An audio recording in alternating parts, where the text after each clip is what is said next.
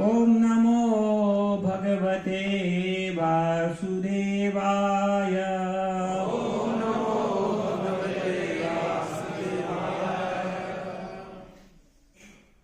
तो आज हम भगवान श्री रामचंद्र का जो सेवा प्रकाश हो रहा है अयोध्यापुरी में, तो उसके संबंध में अभी एक अच्छा स्तोत्र गाए भगवान राम की प्रशंसा में, जिसको कहते हैं नाम रामायण, जिसमें पूरी रामायण में जितनी लीलाएं हुई सब लीलाओं का पूरा वर्णन है।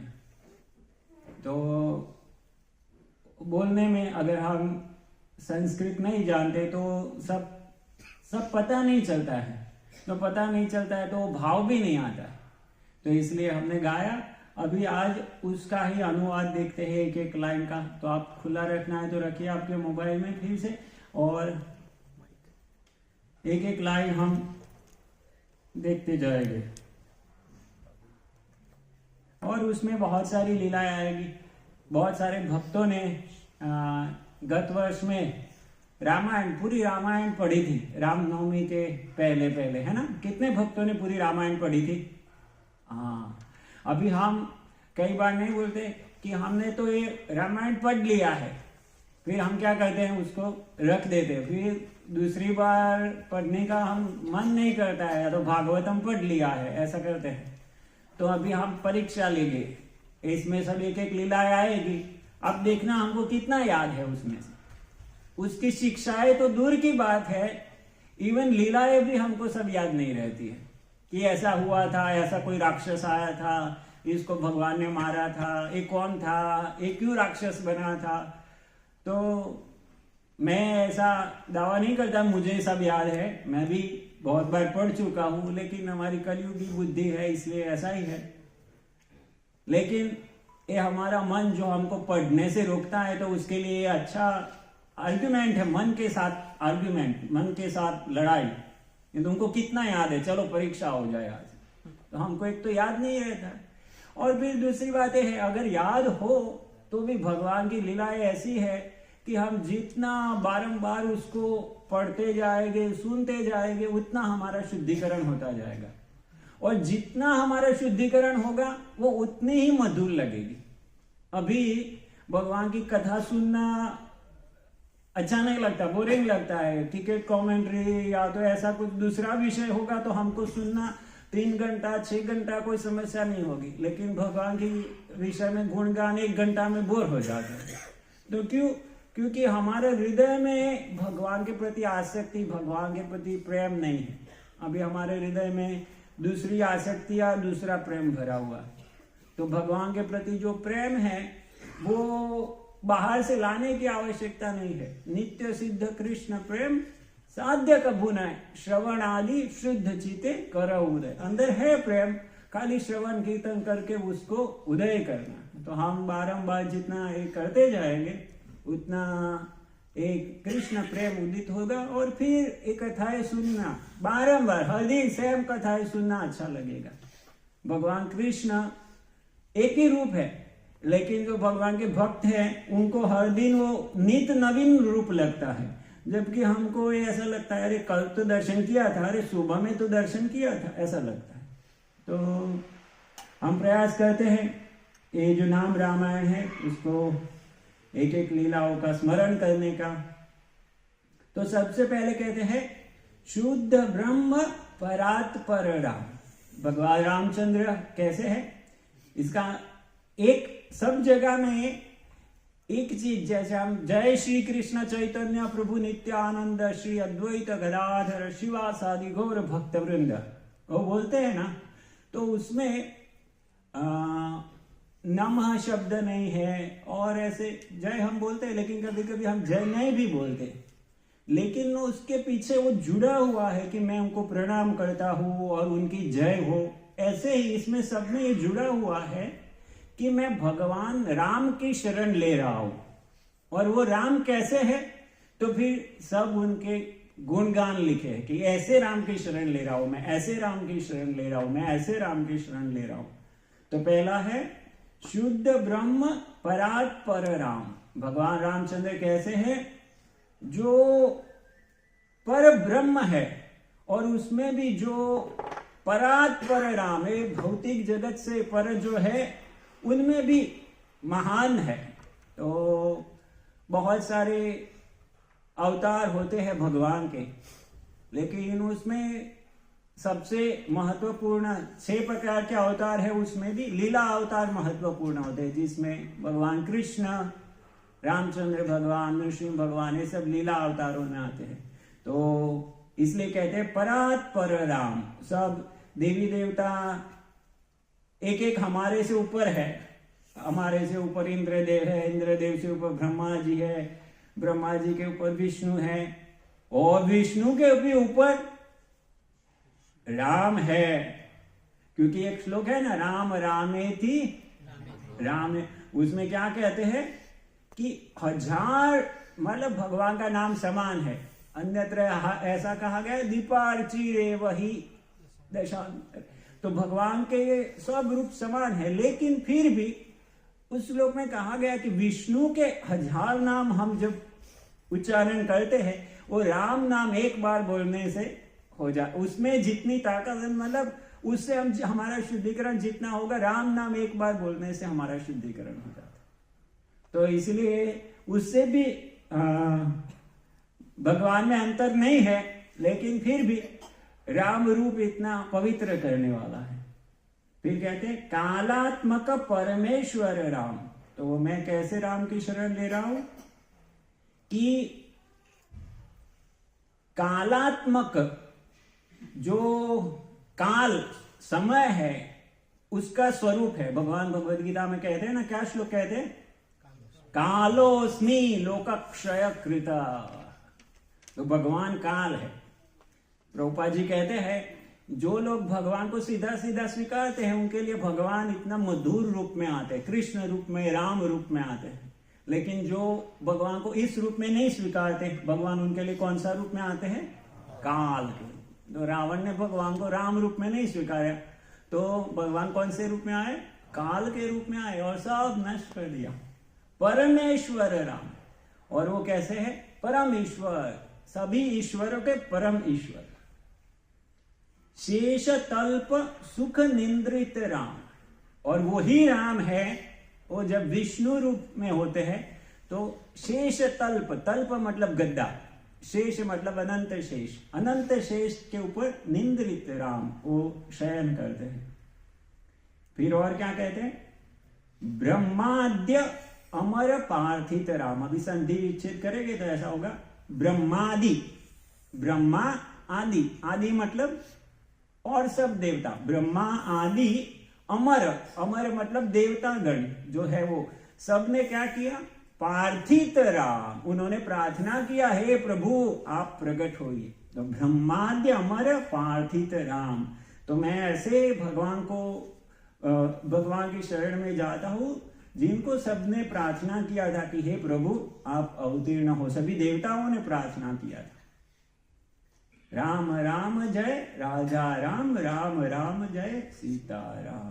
फिर है चंड किरण कुल मंडन राम। अभी ये थोड़ा मुश्किल है, ये शायद पता नहीं चलेगा। किसी को पता है क्या है चंड किरण? चंड किरण अर्थात सूर्य। भगवान कौन से कुल में आए थे? सूर्य वंश में आए ना, तो इसलिए कहते हैं चंड किरण कुल, सूर्य कुल, और उसका क्या किया, मंडन। एक होता है खंडन और एक होता है मंडन। तो भगवान ने जो चंड किरण सूर्य कुल है उसका जो मान सम्मान है, यश है, उसका वृद्धि किया। तो मैं ऐसे राम की शरण में जाता हूं। फिर कहते हैं श्रीमद दशरथ नंदन राम। और भगवान रामचंद्र जब प्रकट हुए तो राजा दशरथ को अपने पिता के रूप में स्वीकार किया था, इसलिए दशरथ नंदन के रूप में वो प्रसिद्ध हुए। कौशल्या सुखवर्धन राम, और माता के रूप में माता कौशल्या को स्वीकार किया था। विश्वामित्र प्रियधन राम, और गुरु के रूप में विश्वामित्र मुनि। और भी दूसरे गुरु भी थे, कुल गुरु वशिष्ठ मुनि भी थे, लेकिन सबसे पहले विश्वामित्र मुनि उनको लेके जाते हैं। प्रभुपाद जी उद्धृत करते हैं कि राजा दशरथ बैठे हुए थे राज दरबार में और विश्वामित्र मुनि आते हैं। तो जैसे ही विश्वामित्र मुनि आते हैं तो राजा दशरथ क्या बोलते हैं कि विश्वामित्र मुनि, आप जिसके लिए गए हैं वन में, आपका एक प्रयास ठीक से तो चल रहा है ना। अर्हिष्ट्य, भूल गया मैं पूरा श्लोक, कि आप वन में क्यों गए थे? वन में इसलिए गए हैं कि ये जन्म मृत्यु जरा व्याधि से पार निकलना, इसलिए तपस्या करने गए हैं। तो आपका वो प्रयास ठीक से तो चल रहा है ना।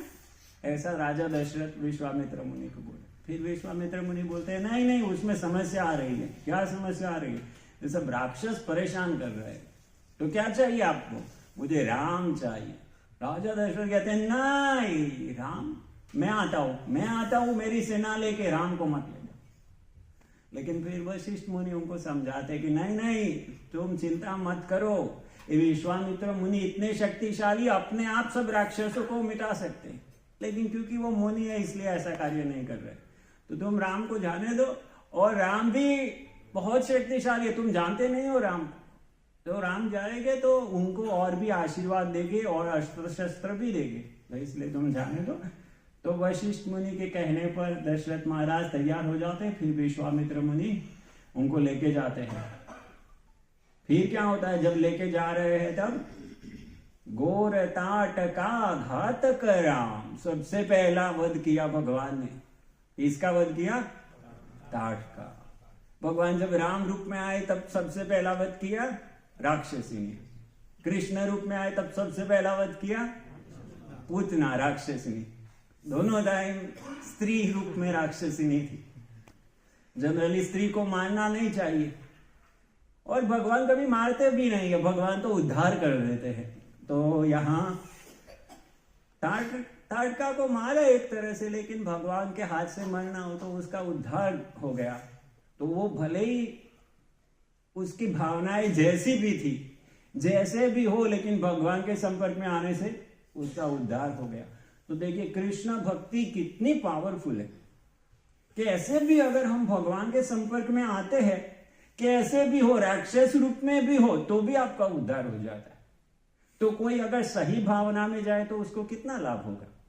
इसलिए भगवद गीता में क्या कहते हैं, स्त्रिया वैश्यास्तथा शूद्रा तेपि यान्ति पराम गति माम ही पार्थ व्यपाश्रित्य एपीस्यु पाप योनयो। कि मेरी शरण में कोई भी आता है, कोई भी पाप योनि, भले ही वो स्त्री हो, शूद्र हो, वैश्य हो, मैं उनको उद्धार कर देता हूं। और भी नेक्स्ट श्लोक में भगवान क्या कहते, किम पुनर्ब्राह्मणा पुण्या। तो फिर अगर इनका भी उद्धार हो जाता है तो वो ब्राह्मणों की क्या बात करने की, जो भाव से मेरी शरण में आते हैं, मेरी भक्ति करते हैं। तो अगर इनको भी भगवान इतनी कृपा करते हैं, तो अगर हम प्रेम से भगवान के पास जाएंगे तो कितनी कृपा मिलेगी हमको। तो भगवान इतने दयालु है, तो कौन ऐसा होगा जो ऐसे दयालु भगवान की शरण में नहीं जाएगा।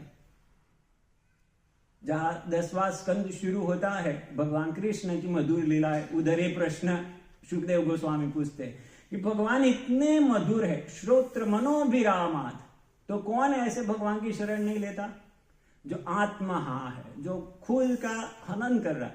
या तो उधर कहा जो मांस खाने वाला है, तो जो दूसरे जीवों को मारता है वो, या तो खुद अपना हनन कर रहा है, वो ही ऐसे भगवान की शरण नहीं लेता। नहीं तो इतने मधुर भगवान, इतने भक्त वत्सल भगवान की शरण में कौन नहीं जाएगा।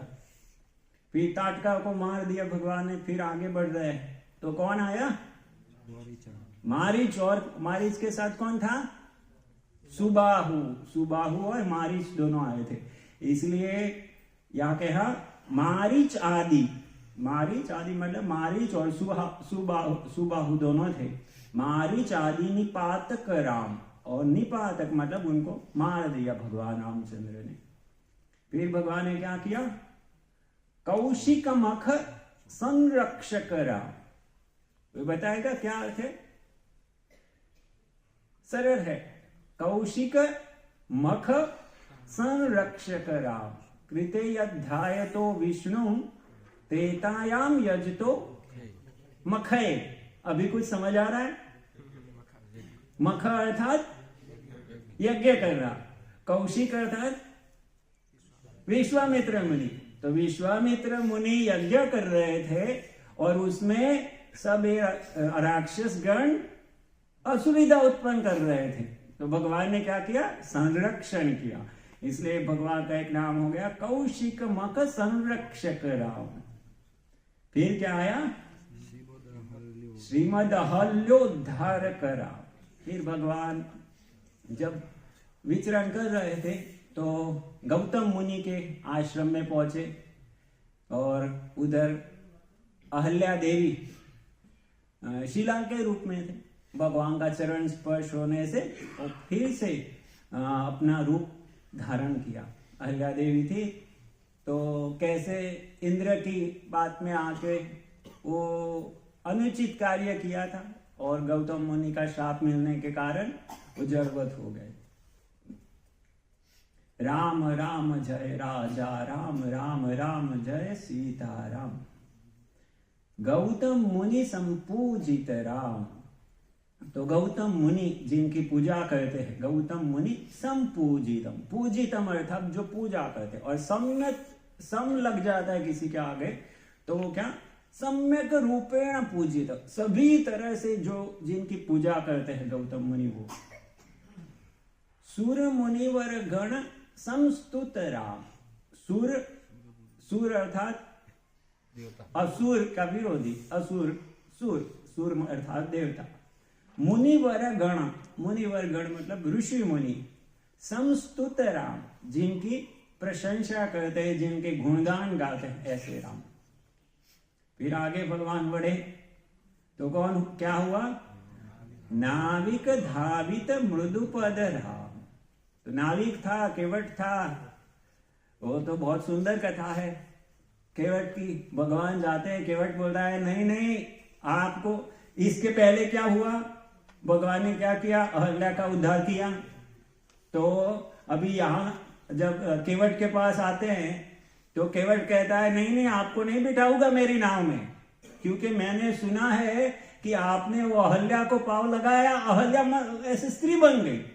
अगर आप मेरी नाव में बैठेंगे ये स्त्री बन जाएगी तो मैं क्या करूंगा? ऑलरेडी एक घर में है, ये दूसरी स्त्री तो इसलिए मैं आपको नहीं बिठाऊंगा। तो क्या करो? तो पहले आप मुझे आपके चरण धोने दीजिए, तो मैं चरण आपके धो दूंगा अच्छे से, तो फिर आप बैठ सकते हैं, तो फिर कोई समस्या नहीं होगी। तो ऐसे फिर नाविक भगवान के चरण धो देते हैं। नाविक धावित मृदुपद राम, भगवान के चरण कमल को धो देते हैं। और फिर भगवान उनकी नाविक नाव में बैठ के पार करते हैं नैया। नाविक भगवान को नैया नदी पार कराता है और भगवान और नाविक को भवसागर पार करा देते हैं। मिथिला पुर जन मोहक राम। मिथिला, तो मिथिला नगरी में जितने भी वासी है सब भगवान से भगवान का सौंदर्य देख के और भगवान का जो रूप है और उनकी जो मधुरता है उससे इतने मोहित हो गए थे कि उसके बिना रह नहीं सकते थे। एक ब्राह्मण था, तो वो ब्राह्मण को ऐसा व्रत था कि भगवान का मुंह देखे बिना खाता नहीं था। तो भगवान के सब लोग ऐसे मोहित थे भगवान के पीछे, और इसलिए जब भगवान वन में जाते हैं तो सब लोग भगवान के पीछे पीछे चलने लगते। पूरे नगर खाली हो जाता है पूरा। तो फिर वो एक्चुअली पहले से ही वो कौन थी? मंथरा ने 2 वचन में इसलिए भगवान को वन में जाने का कहा, क्योंकि अगर भगवान इधर रहेंगे तो कोई भरत को इतना मान सम्मान देगा नहीं, इसीलिए वो मंथरा ने प्लानिंग किया कि नहीं राम को वन में भेज दो, तो वो भी भरत की वैल्यू बढ़ेगी। लेकिन उनको पता नहीं था कि प्रजा भगवान से इतनी आसक्त है कि राम वन में जाएंगे तो सब लोग उनके पीछे पीछे वन में चले जाएंगे, और ऐसा ही हुआ, सब लोग वन में चले गए। विदेहमान संरजक राम। तो जो विदेह मान, विदेह किसका नाम है? जनक। तो जनक राजा उनका जो मान सम्मान है, जो सीता को स्वीकार करके, भगवान इतने महान है। और जैसे हम कंपेयर करते हैं ना किसी को, ये इसके जैसा है, किसी के साथ कंपेयर करते हैं, तो जिसके साथ कंपेयर करते हैं, कभी कभी ऐसा होता है कि हम जिसके साथ तुलना करते हैं उसकी इतनी वैल्यू नहीं है कि जिसको हम तुलना कर रहे हैं उससे, लेकिन दिखाने के लिए कुछ नहीं है, इसलिए ऐसे तुलना देनी पड़ती है। इसलिए कभी कभी मजाक में नहीं कहते, किसी व्यक्ति को गधा से भी नीचे कहना है तो हम क्या कहते हैं कि इसकी तुलना अगर गधे से करेंगे तो गधे की बदनामी होगी। तो वो क्या हो गया कि तुलना किया, वो उससे भी खराब है। तो यहाँ जब भगवान ने सीता मैया को स्वीकार किया तो जनक महाराज, भगवान की ख्याति इतनी थी कि सीता मैया को स्वीकार करने से जनक राजा की ख्याति और बढ़ गई। तो इस प्रकार से उन्होंने राजा जनक का सम्मान बढ़ाया सीता मैया को स्वीकार करके। त्र्यंबक कारमुक भंजक राम। अभी ये धनुर्वेद में कारमुक अर्थात धनुष होता है। तो त्र्यंबक अर्थात शिव जी, लेकिन परशुराम है, उनकी भी लिंक है शिव जी से। और ऐसा भी शायद वर्णन है रामायण में, धनुष शायद शिव जी ने उनको दिया था, ऐसा भी वर्णन आता है कुछ। तो इसलिए त्र्यंबक कारमुक भंजक राम, और जो धनुष था भगवान ने जो तोड़ा, उसके कारण भगवान का नाम हुआ त्र्यंबक कारमुक भंजक राम, जो शिव जी से आया था। सीता अर्पित वर मालिक राम, और जो स्वयंवर में मैया सीता ने जो वरमाला अर्पण किया उसको स्वीकार किया भगवान ने। कृत वैवाहिक कौतुक राम, और भगवान ने बड़ा विवाह संस्कार का आयोजन किया। वैवाहिक कौतुक मतलब आश्चर्यजनक, वैवाहिक मतलब विवाह संस्कार, और कृत मतलब किया। कृत वैवाहिक कौतुक राम।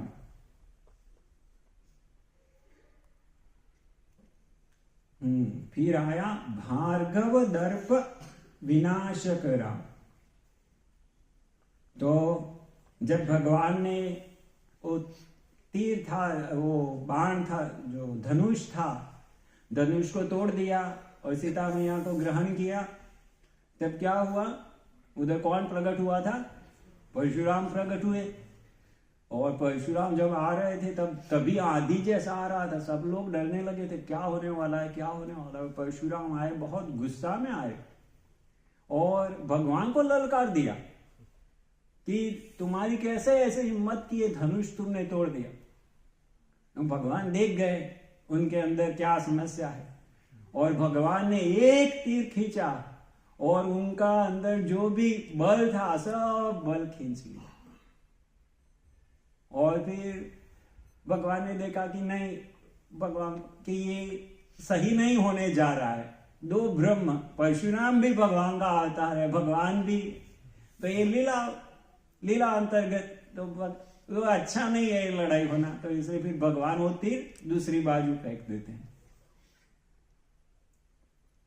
श्रीमद अयोध्या पालक राम, अयोध्या का जो पालन करते हैं ऐसा राम।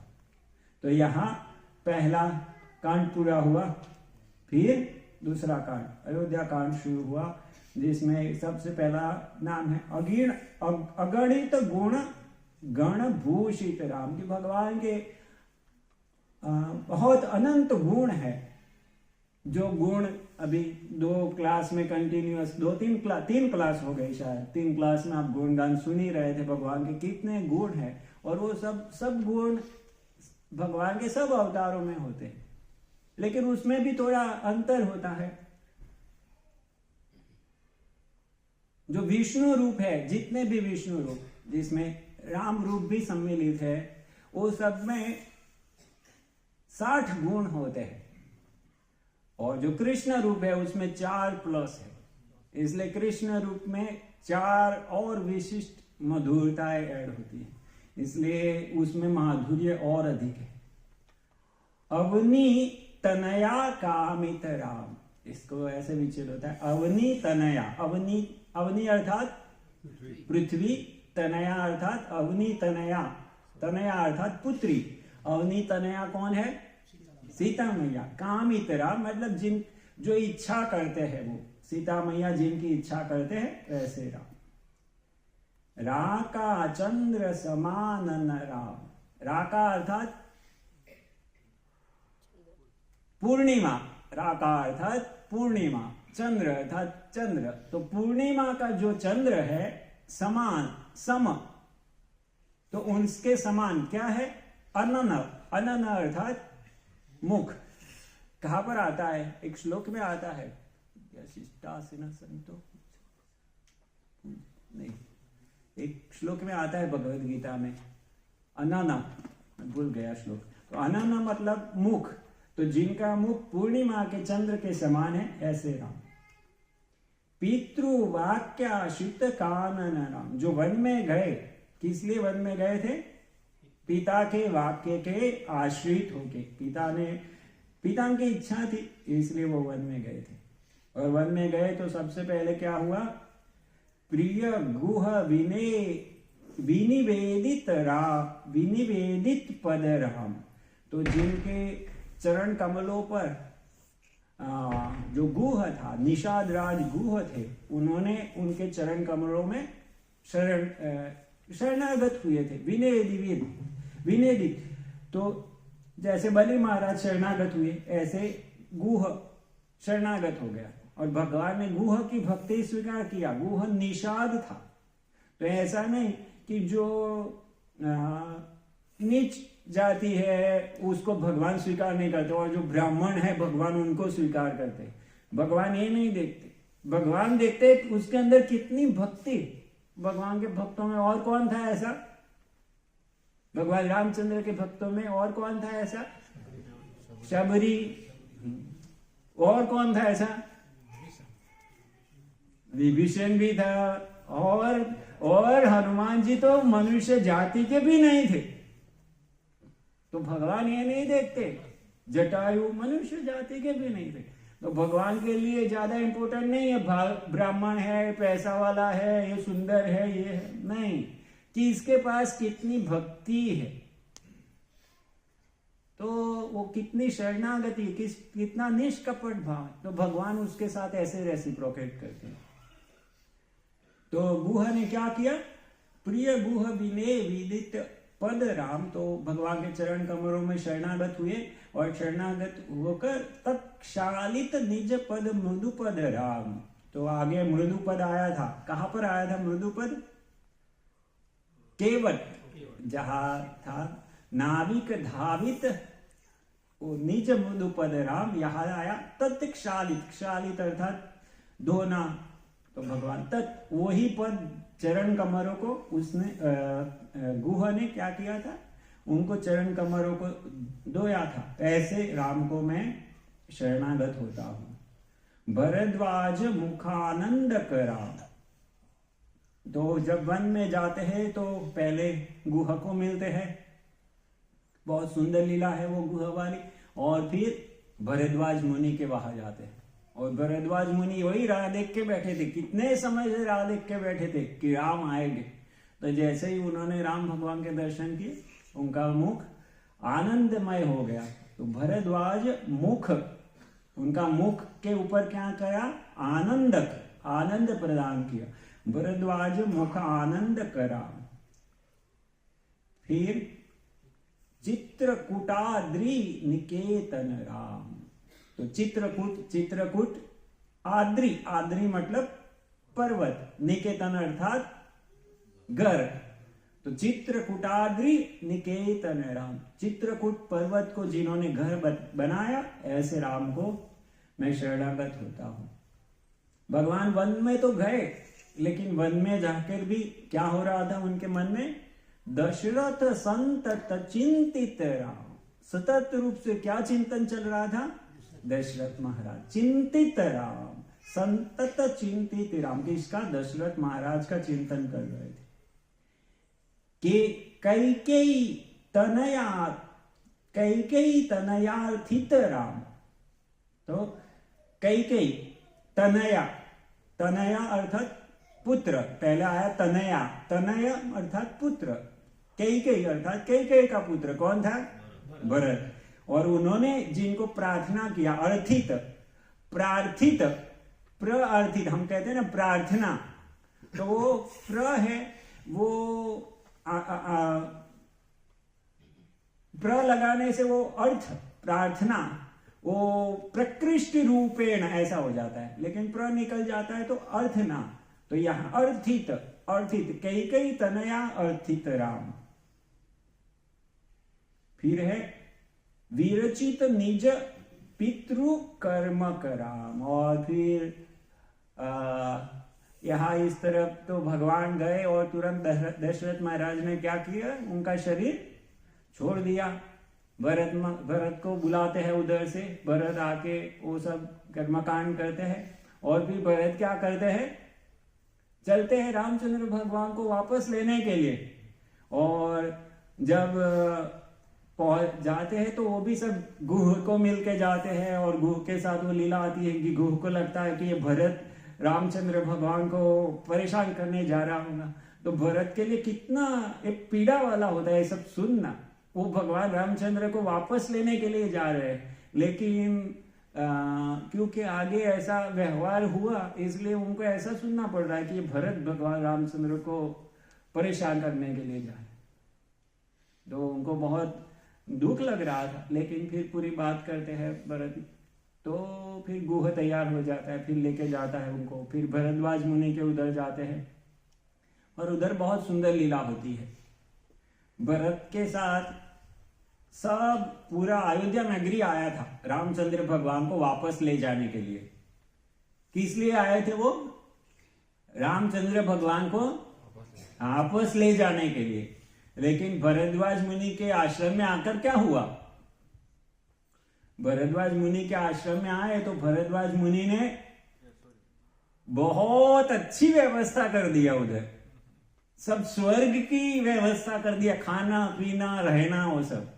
तो एक समय के लिए तो सब लोग भूल गए कि हम लोग किस लिए आए हैं। तो ऐसा होता है, हम भक्ति में आते हैं और भगवान तो कृपालु है बड़े, कभी कभी हम पर कृपा कर देते हैं और हम भूल जाते हैं कि भाई हम किस लिए आए थे भक्ति।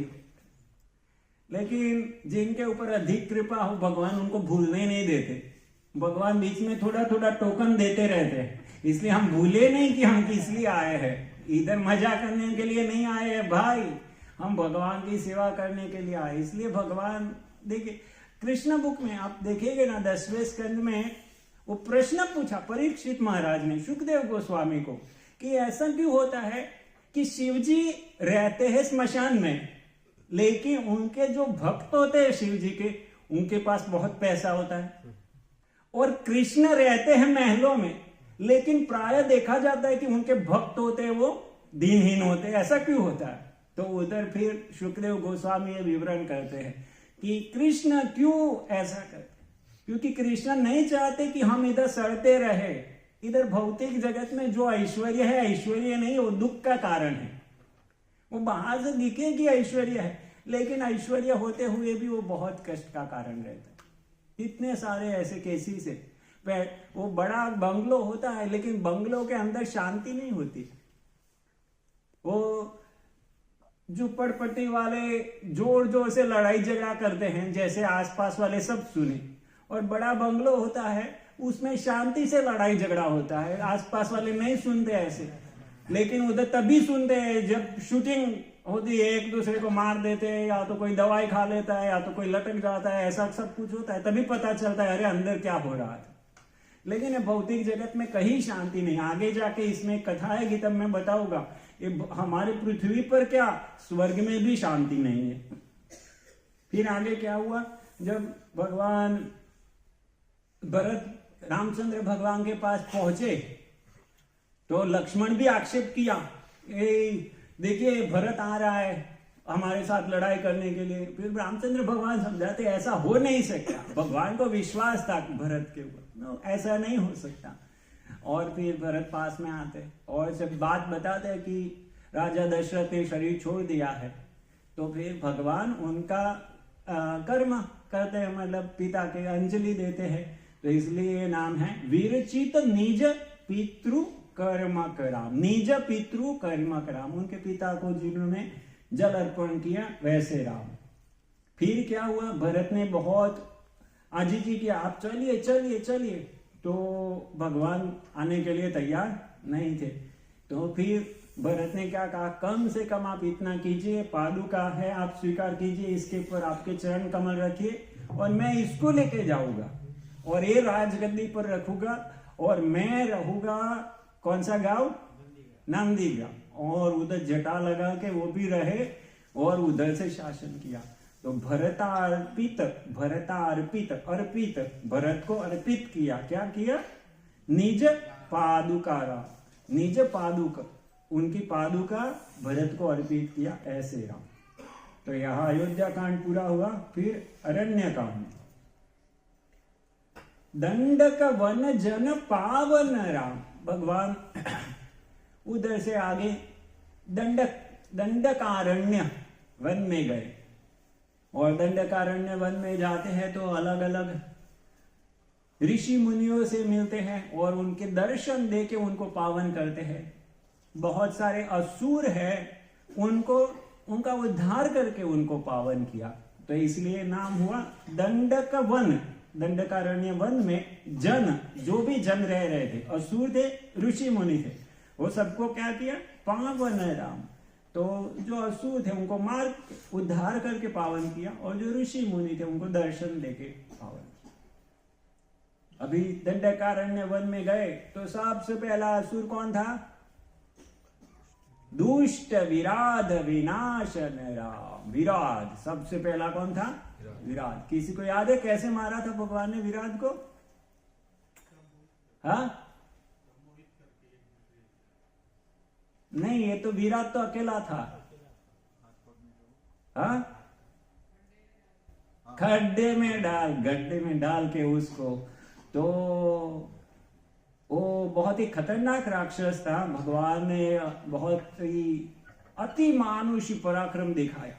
भगवान ने तलवार लेके उसका दाहिना हाथ काट दिया, लक्ष्मण ने बाया हाथ काट दिया, लेकिन ये तो मरने का नाम ही नहीं ले रहा है। भगवान बोले ये ऐसे नहीं मरेगा। तो लक्ष्मण तुम क्या करो, तुम्हें गड्ढा बनाओ, मैं ध्यान रखता हूं, इसको गड्ढे में डांट देते। लक्ष्मण जाते गड्ढा करने के लिए, तब रामचंद्र भगवान इसके पास खड़े, विराट के पास। तब विराट कहता है कि अभी मैं जान गया हूं कि आप परम पूर्ण पुरुषोत्तम परमेश्वर राम है और मुझे श्राप मिला था। मैं तुम्बरु गंधर्व था, लेकिन मुझे श्राप मिला था, इसके मैं एक अप्सरा पर कामासक्त हो गया, इसलिए मुझे श्राप मिला और ये राक्षस बनने का श्राप था, जब तक आप उद्धार नहीं करेंगे। तो देखिए गंधर्व लोक में इतना ऐश्वर्य है, सब कुछ है, लेकिन फिर भी समस्या है ना। तो इसलिए यहां हम सोचे कि ये सब हम मैनेजमेंट क्या सोचते हैं, हम थोड़ा हमारा अभी अच्छे से नहीं चल रहा है, फाइनेंशियली हो ना फिजिकली हो ना जो भी हो, थोड़ा सेटल हो जाएगा ना, बाद में हम अच्छे से भक्ति करेंगे। लेकिन ये सेटल होने वाला ही नहीं है। ये भगवान ने जगत ही ऐसा बनाया कि ये कभी सेटल होगा ही नहीं। अब कितना भी व्यवस्था करो, हमेशा कुछ ना कुछ रहेगा, अनसेटल रहेगा। आप फाइनेंशियली सेटल हो गए, फिजिकली अनसेटल हो जाएंगे, और फिजिकली सेटल हो गए, सोशली अनसेटल हो जाएंगे। सब कुछ जब सेटल करेंगे, घर में दूसरा कोई व्यक्ति होगा वो फिजिकली अनसेटल हो जाएगा, उसके कारण आप मेंटली अनसेटल हो जाएंगे। तो इसीलिए वो दिन आने वाला नहीं है कि सब कुछ शांतिमय हो और शांति से बैठ के हम जप करें। अगर सब शांतिमय हो जाएगा तो भी हमारे भगवान में नाम नहीं लगेगा, हमारा फिर क्या हो जाएगा, वो भारद्वाज मुनि का आश्रम में हुआ ऐसा हो जाएगा। सब कुछ सुख ऐश्वर्य है तो फिर भगवान को याद किस लिए करना है ऐसा हो जाए। इसलिए हमको सावधान रहना है, सब ऐसी आशा नहीं करनी है। अच्छा दिन है तो ऐसा सोचना है कि चलो भगवान ने अच्छी व्यवस्था की है, अभी उनमें मन लगाता हूँ, दूसरा टेंशन नहीं है। और तकलीफ है तो सोचने का अच्छा है भगवान ने अच्छी व्यवस्था किया, मैं भौतिक जगत से आसक्त ना हूं, चलो मैं भगवान में मन लगाता हूँ। वो कहते हैं ना, पीने वाले को पीने का बहाना चाहिए, ऐसे हमको भक्ति करना है तो हमको भक्ति करने के लिए बहाना चाहिए। सुख है चलो भाई भगवान की, दुख है चलो भाई भगवान की भक्ति करते हैं। फिर भगवान जब विराट को वध करके आगे गए तो आश्रम आता है शरभंग ऋषि का।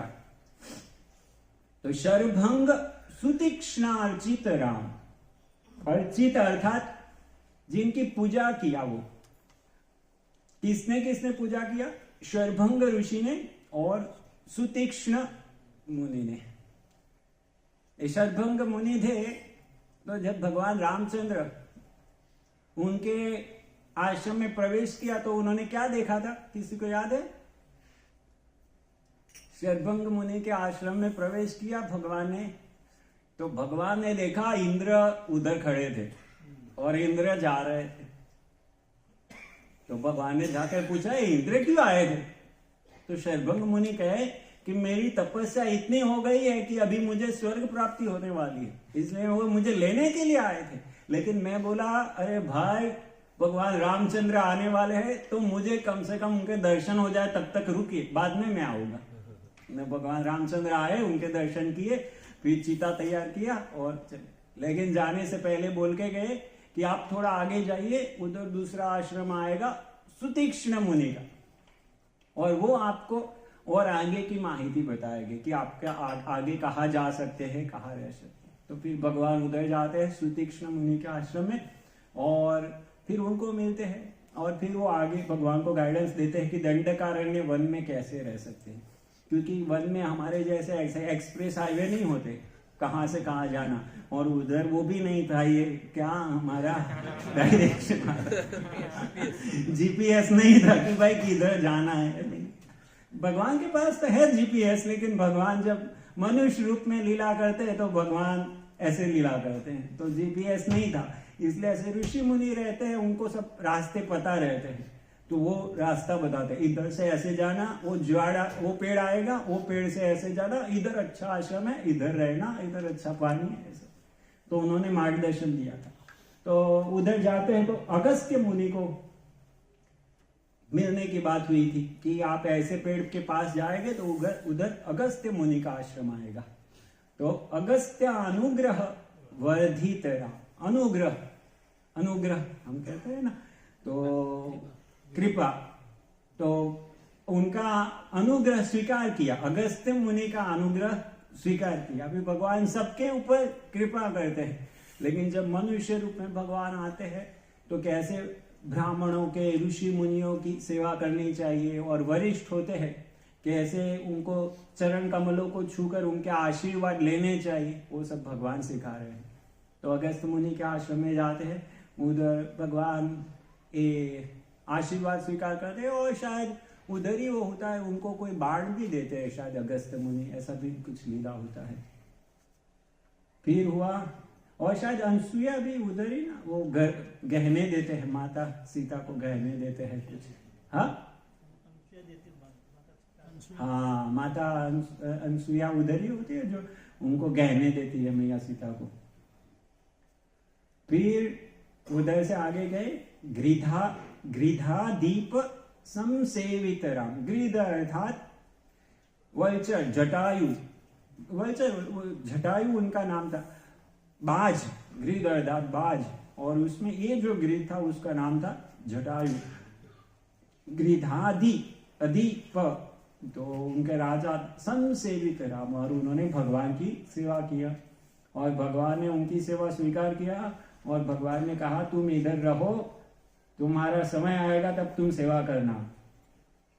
फिर पंचवटी तट सुस्थित राम, तो पंचवटी में नदी के किनारे पर भगवान ने मढ़ी बनाई, और कुटिया बनाई और उधर रहे भगवान।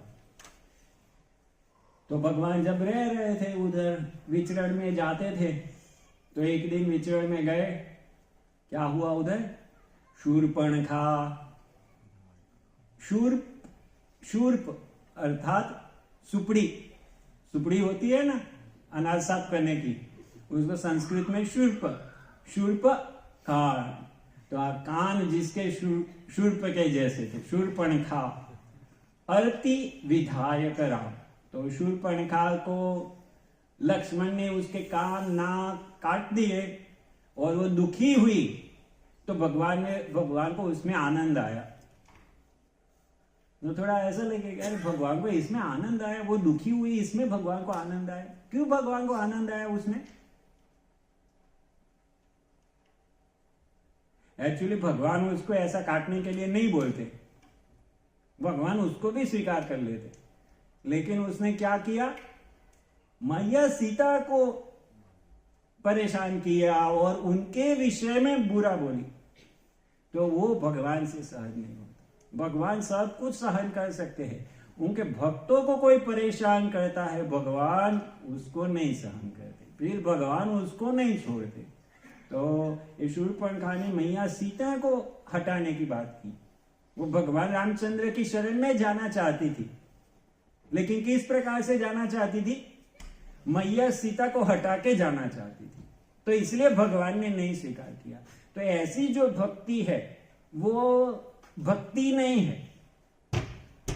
जो कई लोग होते हैं ना, जो भगवान के महान भक्त होते हैं, तो उनको भगवान के उन्नत भक्तों की भक्ति देख के उनको ईर्ष्या होती है, इसलिए वो उनकी पोजीशन में आना चाहते हैं, तो वो भक्ति नहीं है। चैतन्य महाप्रभु हमको क्या सिखाए? गोपी भरथु पद कमलयो दास दास दासानुदास। तो प्रभुपाद जी बताए 100 टाइम दास के दास के दास के दास के दास। हम बॉस नहीं बनना चाहते, हम दास के दास के दास।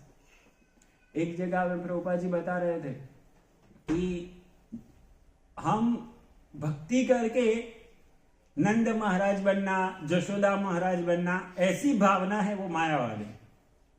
तो ये सही भावना नहीं है, हमको उनका दास बनना है। और उनका दास क्या? उनके दास का दास का दास का दास।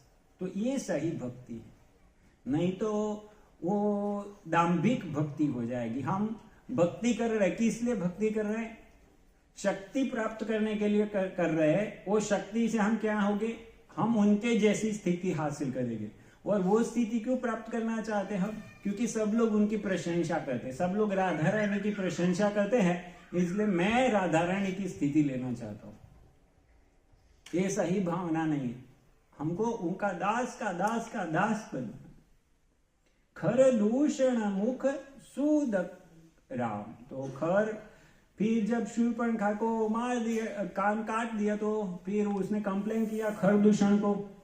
उनके भाई थे खरदूषण, आए, बड़ी सेना लेके आए, लेकिन भगवान ने कितने समय में पूरा कर दिया बड़ी सेना? लक्ष्मण को बोला आपकी जरूरत नहीं, आप सीता का ध्यान रखो। 2 घंटे में जितने कुछ 16,000 ना ऐसे कुछ सैनिक आए थे, टोली 60,000 ऐसे कुछ, सबको पूरा कर दिया। तो शूर्पणखा देख के डर गई, अरे कितना जबरदस्त है, कब तीर निकालते हैं, कब तीर चलाते हैं, कब तीर छूट जाता है, कुछ पता ही नहीं चल रहा था। भगवान इतना जबरदस्त लड़ाई किया। तो फिर जाके शूर्पणखा ने कहा रावण को, और देखिए इसका कपटी हृदय देखिए शूर्पणखा का।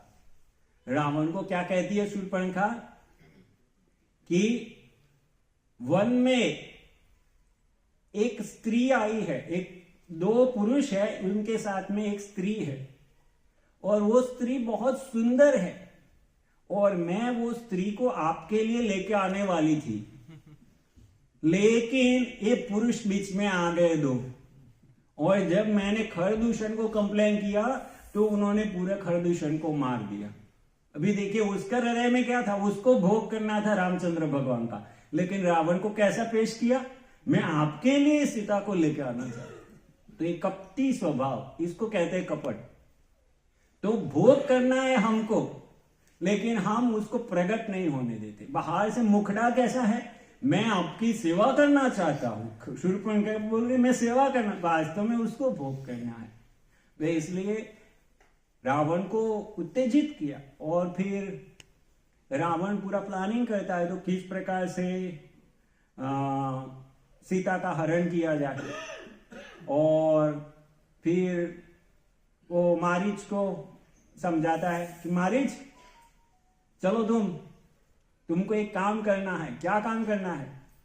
तो तुमको हरण बनना है, और तुम इस प्रकार से घूमोगे सोने वाला हिरण बन के, तो सीता तुमको देख के राम को बोलेगी इसका वध करके लेके आओ, और तभी मैं सीता का हरण कर लूंगा। तो मारीच बोलता है अरे भाई शांत हो जाओ, शांत हो जाओ, तुमको पता नहीं है ये राम वही राम है जिन्होंने मुझे एक तीर मार के 100 योजन दूर फेंक दिया था, और तब से मैं र से चालू होने वाला कोई भी शब्द है उससे डरता हूं।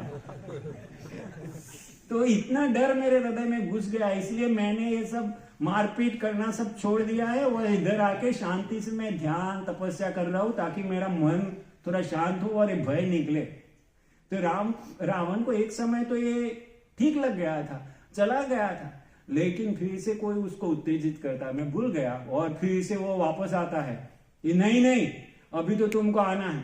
और फिर क्या कहता है कि देखो तुम्हारे पास 2 ऑप्शन है, या तो तुम राम के हाथ से उधर मरो, नहीं तो मेरे हाथ से इधर। और फिर मारीच क्या सोचते हैं कि अच्छा है मैं राम के हाथ से मरूं ऐसे दुष्ट के हाथ से मरने से। तो क्या कहेंगे, ये अच्छी भक्ति है? इसमें भी स्वार्थ छिपा हुआ है। चैतन्य महाप्रभु इससे ऊपर की भक्ति देने के लिए आए थे। हमारा सुख नहीं देखना है, हमारा क्या होगा वो नहीं देखना है, कृष्ण का सुख किसमें है। अगर वो मारीच नहीं जाता तो भले ही वो रावण के हाथ से मरता, लेकिन राम भगवान तो सुखी होते ना, सीता का हरण नहीं होता ना। तो वो अच्छी भावना नहीं है कि भाई मुझे तो मुक्ति मिल जाए, नहीं, मेरी मुक्ति की चिंता नहीं है भाई। गुरु प्रसन्न होने चाहिए, भगवान प्रसन्न होने चाहिए, वो हमारा पहला कंसर्न है। हमारा पहला कंसर्न ये नहीं कि मेरी मुक्ति, वो मेरी मुक्ति का विचार करते हैं, वो शुद्ध भक्ति नहीं।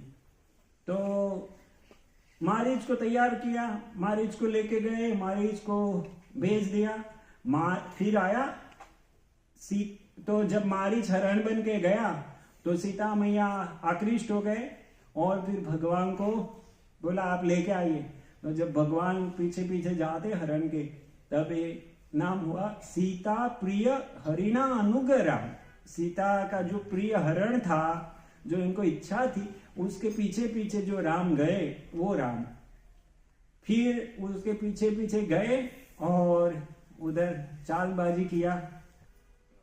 यहां भी बहुत सुंदर कथा है, लेकिन फिर कभी करेंगे। लक्ष्मण कितना सहन करते हैं भगवान की सेवा करने के लिए। इधर से भगवान बोल के गए हैं आपको हटना नहीं है, सीता मैया बोल रही है तुम जाओ, वो समझा रहे कि नहीं मुझे जाने की आवश्यकता नहीं है। उधर मारीच कपट करके लक्ष्मण सीता ऐसे चिल्लाता है, ये समझाते हैं नहीं जाने की जरूरत। और वो बहुत ही कड़वे शब्द कहती है मैया सीता कि तुम मेरा भोग करना चाहते हो इसलिए नहीं जाते। तो लक्ष्मण को बहुत बुरा लगता है, और फिर वो माता सीता को अकेली छोड़ के जाते हैं। और उधर जाते हैं तो जैसे ही लक्ष्मण को रामचंद्र भगवान देखते हैं, भगवान रामचंद्र तुरंत डांटते लक्ष्मण को, तुम्हारी बुद्धि मारी गई है क्या, तुम क्यों आए इधर? वो बोले ऐसे आवाज आई इसलिए आया मैं। तो मैया सीता ऐसे बोली थी, बोले उनकी बुद्धि नहीं है, तुम्हारी तो बुद्धि है ना कि मुझे कोई नहीं परास्त कर सकता युद्ध में, तुम क्यों आए? तो इस प्रकार से उधर से डांट खाई और इधर आए तो इधर से भी डांट खाई, लेकिन वो कुछ बोले नहीं ऐसे भाई मेरी क्या गलती है, ये ठीक है भाई सुनते रहे, इतना सहन कर रहे। तो हमारे आदर्श ऐसे होने चाहिए। गुरु की जो प्रताड़ना होती है, अगर हमको कभी गुरु डांटते हैं तो हमारा सौभाग्य है कि हमको गुरु डांटते हैं। गुरु की जो डांट होती है वो कृपा होती है। तो जो सौभाग्यशाली होता है उसको ही गुरु की डांट मिलती है, अन्यथा गुरु की डांट नहीं मिलती। गुरु ऐसे व्यक्ति को ही डांटते हैं जिनको उनको पता है कि ये व्यक्ति मुझे छोड़ के नहीं जाएगा, उन्होंने देखा है कि अच्छी तरह से सेवा करता है, तो उसको ही डांटते हैं। तो जब भी अगर हमको ऐसे सौभाग्य हो कि हमारे वरिष्ठ हमको डांटते हैं, जो गुरु के प्रतिनिधि है, तो हमको इसको इस रूप में लेना चाहिए। भले ही हमारी गलती ना हो, इधर लक्ष्मण की गलती नहीं थी लेकिन उन्होंने पॉजिटिवली लिया उस, तो भले ही हमारी गलती ना हो, उस डांट को हमको ऐसे लेना चाहिए कि ये डांट इसीलिए है कि भविष्य में मैं गलती ना करूं। हो सकता है अभी भी मैंने गलती किया हो, मुझे लगता है मैंने गलती नहीं किया, लेकिन हो सकता है मैंने गलती किया हो, और अगर नहीं भी किया तो भविष्य में मैं ऐसी गलती ना करूं, इसलिए ये डांट है मेरे लिए। तो ये कृपा है। तो जो वरिष्ठों की डांट होती है, भगवान की डांट होती है, वो कृपा रूप होती है। तो भगवान ने मारीच को मार दिया, इसलिए क्या बताया, मारीचार्तिक क्रीडाशुगराम। तो भगवान ने मारीच को तीर से मार दिया, उस राम को, जिस राम ने मारीच को तीर से मार दिया, ऐसे राम को मैं ऐसे राम की शरण में जाता हूं। और फिर रामचंद्र भगवान और लक्ष्मण दोनों सीता की खोज करने लगते हैं। विनष्ट सीता अन्वेषक राम, जिन्होंने बहुत ही हृदय से सीता की खोज किया, ऐसे राम की शरण में मैं जाता हूं। गृधादीप गति दायक राम। और क्या किया भगवान ने, जब रावण लेके जा रहा था तो जटायु लड़ाई करता है रावण के साथ, और फिर उनके शरीर छोड़ देता है और मैया सीता को बचा लेता है। तो भगवान को जब जटायु को मिलते हैं तो जटायु सब पूरी बात बताते हैं क्या क्या हुआ, और भगवान जटायु का अंतिम संस्कार करते हैं। गतिदायक राम, गति, अच्छी गति दिया जटायु को भगवान ने। अभी देखिए यहां कंपैरिजन कीजिए, मारीच ने क्या किया, मारीच के हाथ में ऑप्शन थे, रावण के हाथ से मरना है, राम के हाथ से मरना है। जटायु के हाथ में भी ऑप्शन था ना, कि रावण के हाथ से मरना है ना जीवित रहना है, राम की सेवा करना है। तो मारीच ने क्या किया, रावण के हाथ से मरने से बच गया और राम के हाथ से मरे। और जटायु ने क्या किया, रावण के हाथ से मरे, लेकिन रावण के हाथ से मर के भगवान की सेवा किया। और मारीच ने क्या किया, राम के हाथ से मार के रावण की सेवा किया। तो कौन सी सेवा अच्छी है, राम के हाथ से मरे लेकिन रावण की सेवा किया, और इधर रावण के हाथ से मरे लेकिन राम की सेवा किया।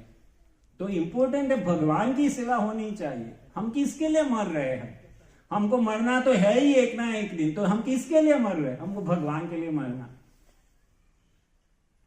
तो भगवान अच्छी गति देते, उन्होंने भगवान के लिए शरीर छोड़ा, भगवान ने गति अच्छी दे दिया। जरूर नहीं है हमारे आंखों के सामने कैसी गति हुई, भगवान बैठे, भगवान सब कुछ देख रहे हैं। तो हम कैसे भी शरीर छोड़े, अगर हमने पूरा जीवन भगवान की सेवा किया है, हम कैसे भी शरीर छोड़ेंगे, भगवान हमको ले जाएंगे। फिर शबरी दत्त फलाशन राम, फिर शबरी के ऊपर कृपा किया, शबरी को दर्शन दिए, उनके द्वारा जो फल मिले उसको स्वीकार किया। कबंध बाहु छेदक राम, फिर कबंध, जिसको शायद उसको मुंह इधर बीच में था कबंध को, और उसके हाथ काट दिए भगवान ने। फिर वन में जाते हैं, फिर सब वानरों से मिलना होता है। हनुमत सेवित निज पद राम, जिधर हनुमान जी उनकी सेवा करते हैं।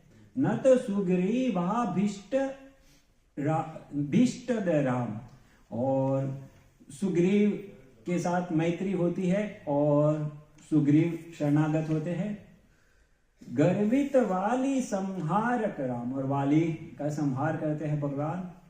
वानर दूत प्रेषक राम, और फिर हनुमान को दूत के रूप में भेजते हैं। प्रेषक अर्थात भेजना। हित कर लक्ष्मण संयुत राम, तो लक्ष्मण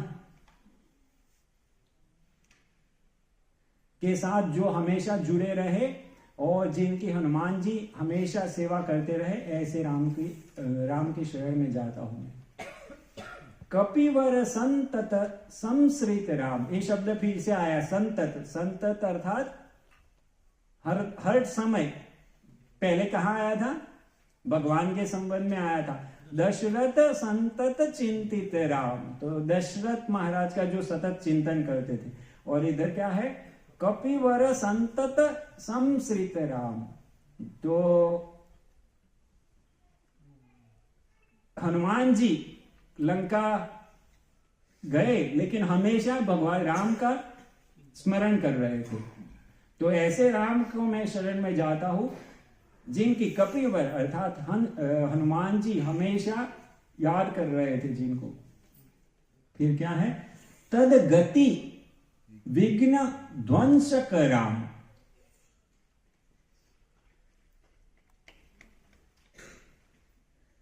ये अभी मुझे पता नहीं। Who remove the obstacles to the movement of Hanuman.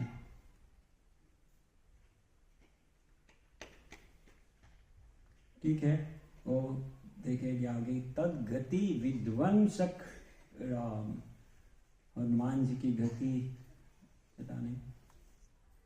फिर श्री सीता प्राणाधारक आधारक राम, तो सीता के प्राण जिनके आधार पर टिके हुए थे, ऐसे राम की मैं शरण में जाता हूं। दुष्ट दशानन दूषित राम, तो जिन्होंने दशानन अर्थात रावण, दुष्ट रावण को दूषित मार दिया या तो उसको दमन किया, ऐसे राम की शरण में जाता हूं। शिष्ट हनुमद भूषित राम, एक शब्द है दूषित, एक शब्द है भूषित। तो दशानन को दूषित किया और हनुमान को भूषित किया। सीता वेदित काका one Ram, who heard the Kakasur incident which took place in the forest। हाँ, तो जब हनुमान जी गए सीता मैया के पास, तो वो सीता मैया ने कथा बताई एक हनुमान जी को, राम जी को ये बताने के लिए कि वो सही स्त्री को देख के आए हैं। अभी जाके हनुमान जी बोले कि हाँ मुझे सीता मिल गए, तो गारंटी क्या आप सीता को ही मिल के आए हैं? तो गारंटी ये है कि आप जाके इनको काकासुर की कथा कहना। और वो कथा क्या थी? एक बार एक कौवा कैसे सीता मैया को चोंच मारी थी और उनका खून बह गया था, और उस समय भगवान ने ब्रह्मास्त्र छोड़ा था वो असुर को मारने के लिए।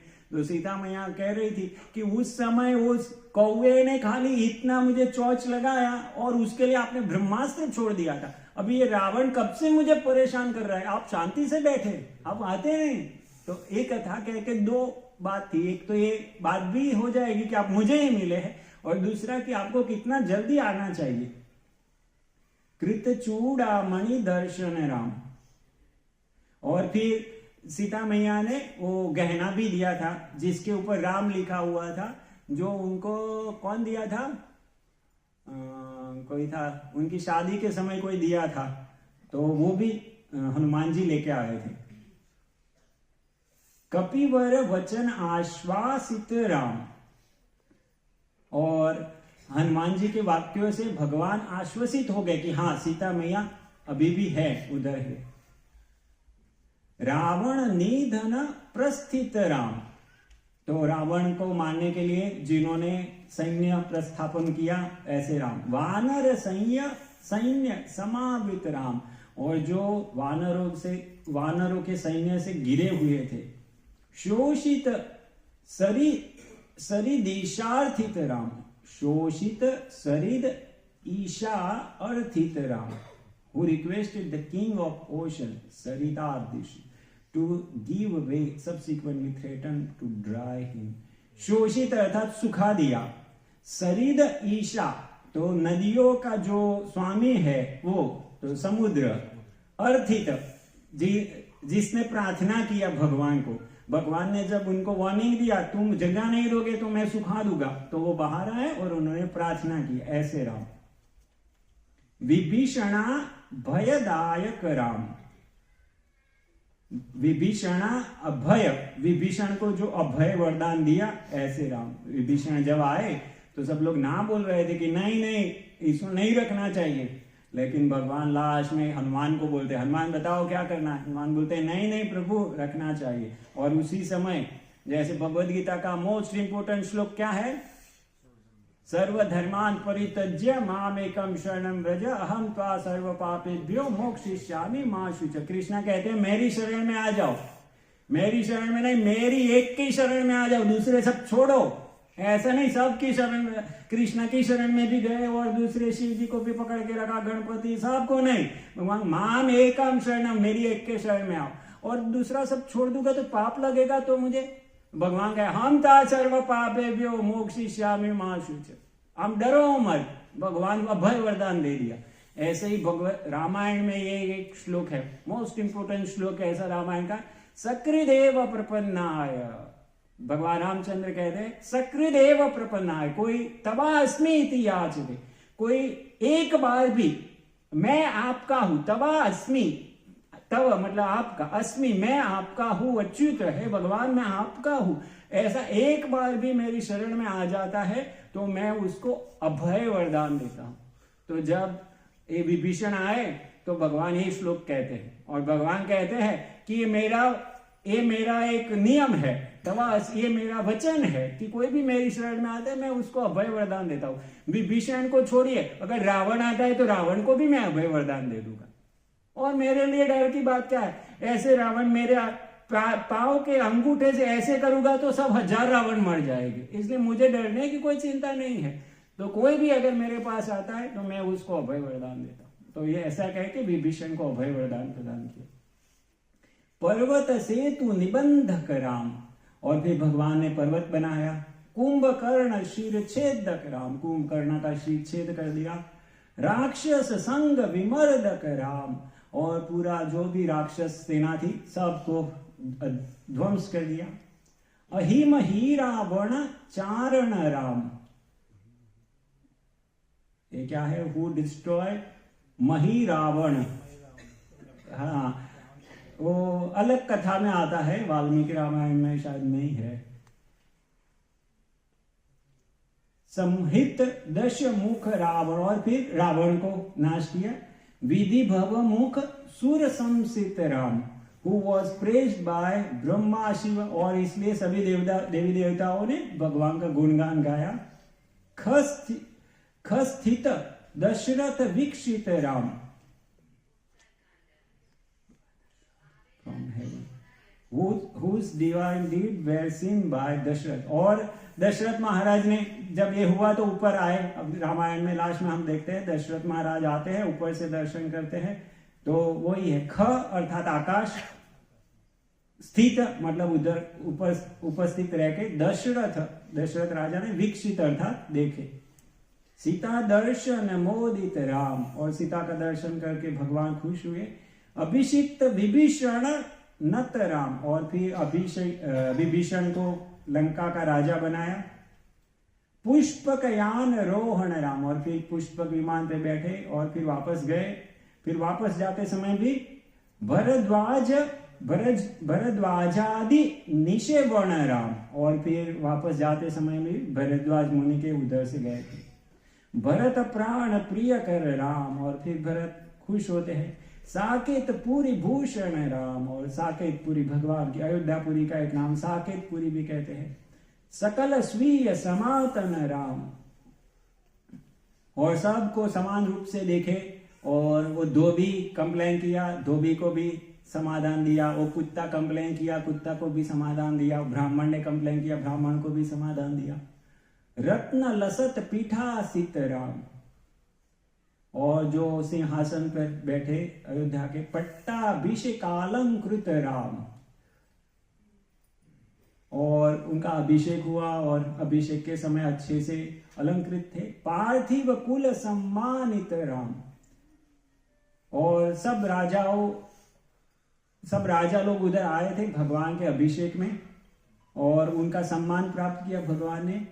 विभीषणार्पित रंकक Ram, who offered the idol of Shri Ranganath to Vibhishan. और फिर रंगनाथ का जो विग्रह है भगवान ने विभीषण को दिया, और फिर विभीषण लेके जा रहे थे और उसको श्रीरंगम पहुंचे, उधर नीचे रख दिया, तो फिर भगवान उधर से फिर से उठे नहीं, और इसलिए वो विग्रह उधर ही रह गया। लेकिन विभीषण को आशीर्वाद दिया कि मैं हमेशा तुम्हारी ओर देखता रहूंगा। किश कुलानुग्रह कर Ram, who showered his grace on the sun, और सूर्य वंश पर जिन्होंने कृपा बरसाई। सकल जीव संरक्षक राम, सरल है, सकल जीव संरक्षण, समस्त लोक धारक राम। ठीक है, तो लगता है ज्यादा समय हो गया। उत्तरकांड यहाँ छोड़ दे, काफी श्लोक है उत्तरकांड के, तो उत्तरकांड छोड़ देते हैं, उत्तरकांड फिर कभी करेंगे। हरे कृष्णा। किसी का कोई प्रश्न है तो पूछ सकते हैं। रामायण पूरी हो गई, उत्तरकांड रह गया। हाँ।